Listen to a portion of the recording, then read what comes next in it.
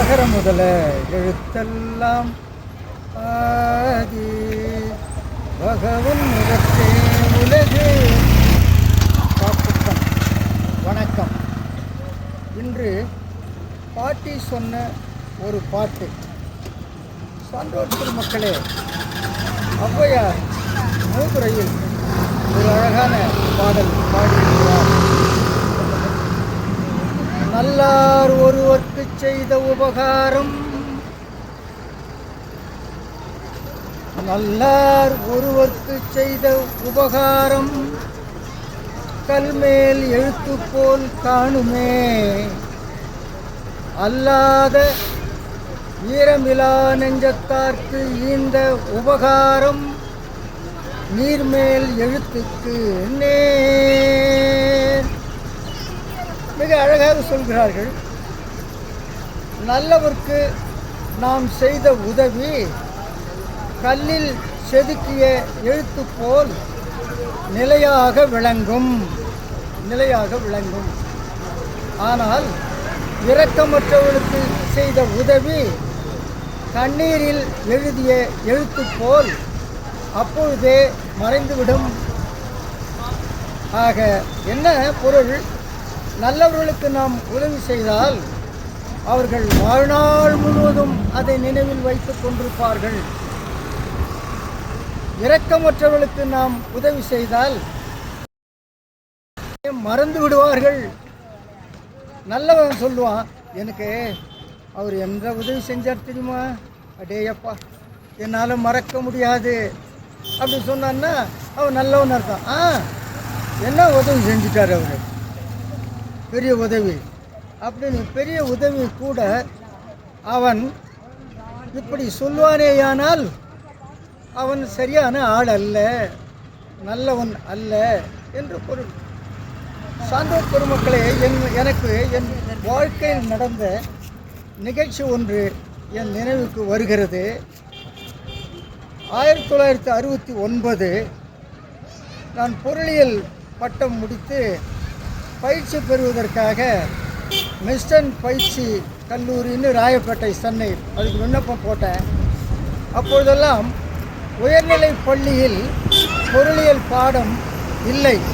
அதனால் பொருளியல் படித்தவர்களுக்கு பட்டப்படிப்பு பயிற்சி பெறுவதற்கு வாய்ப்பு குறைவாக இருந்தது. அப்போ என் நண்பன் ஈசநாதன், அவனுடைய பெரிய அண்ணன் லோகநாதன் பேர் ஐயாவுக்கு, நாங்கள்லாம் ரொம்ப அன்பாக லோகப்பான்னு தான் கூடுவோம். அவர்தான் என்னை அழைத்து சென்று மிஸ்டன் பயிற்சி கல்லூரியின் முதல்வரிடம் என்னை அறிமுகப்படுத்தி மிகவும் சிரமப்பட்டு எனக்கு நான் பயிற்சி பெறுவதற்கு ஒரு இடம் வாங்கி கொடுத்தார். அது 1969. இன்று வரை எனக்கு அது நினைவில் இருக்கிறது. நான் சாகும் வரை அதில் நான் நினைவில் வைத்திருப்பேன். என்ன காரணம்? அவர் அன்று வாங்கி கொடுக்காமல் போயிருந்தால் நான் ஒரு ஆசிரியனாக மாறி இருக்க முடியாது. ஆக அதை நான் இன்றளவும் நினைப்பதற்கு காரணம் அவர் செய்த அந்த பெரிய உதவி. இந்த ஔவையார் பாடலை படிக்கும் பொழுது எனக்கு லோகப்பா தான் நினைவு கோருகிறார். என்னால் மறக்க முடியாத பேர்களில் அவர் ஒருவர்.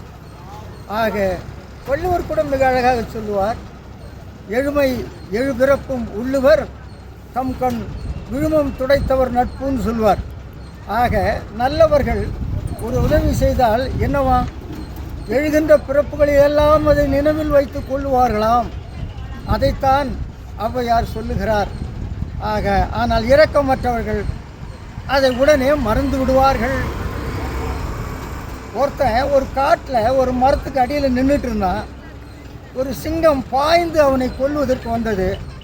பயந்து மரத்து மேலே ஏறினான். பாதி மரம் போயிருப்பான். மேலே ஒரு குரங்கு உட்காந்துருந்தது. பயந்து போய் எங்கே நின்றான். குரங்கு சொன்னது, வா பயப்படாத, நான் உன்னை காப்பாற்றுறேன். குரங்கு சொன்னது. இவன் போய் அதன் பக்கத்தில் உட்கார்ந்தான்.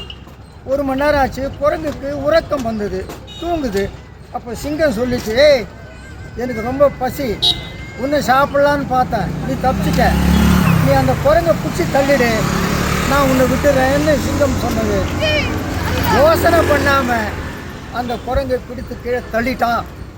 ஆக இரக்கமற்றவர்கள் தன் உயிரை காப்பாற்றிய அந்த குரங்கை அந்த மரத்திலிருந்து சிங்கத்திற்கு இரையாவதற்காக பிடிச்சு தள்ளினான். யாரு? குரங்கு அவனுக்கு அடைக்கலம் கொடுத்தது, அவன் உயிரை காப்பாற்றியது. அதே குரங்கை அதன் உயிரை எடுப்பதற்கு அது கீழே தள்ளினான். ஆக அவன் இரக்கமற்றவன். ஆக அவனைப் போல இருக்கக்கூடாது. நமக்கு செய்த உதவியை நாம் எந்த காலத்திலும் நினைத்து கொண்டிருக்க வேண்டும். வாய்ப்புக்கு நன்றி. வணக்கம்.